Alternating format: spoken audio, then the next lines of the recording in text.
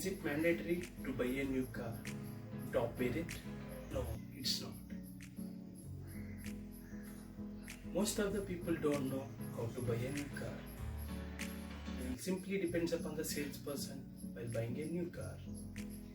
Today we are going to see what are the things that we are going to consider while buying a new car. Coming to the new cars, you will search different types of brands and models. Based upon your uses, you have to decide a car. Most of the cars in the world divided into three basic categories: sedan, SUV and hatchback. There are n number of other models. Coming to the sedan, the engine, passenger and cargo in separate compartment. In sedan, we get more boot space. The stability of the vehicle is high at the corners because of low ground clearance. Hatchback is a small car mainly used for daily commutes. There is less space for cargo.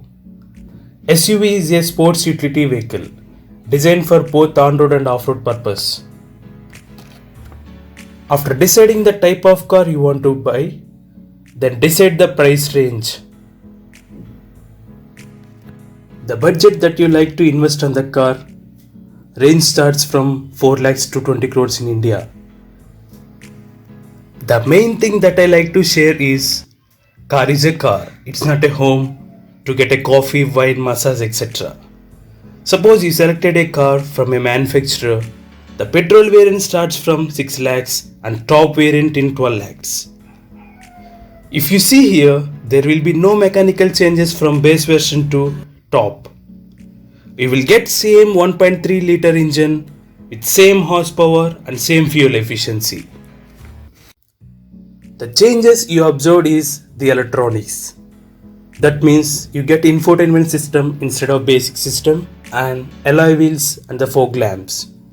The most of the cars available in India are designed like this only.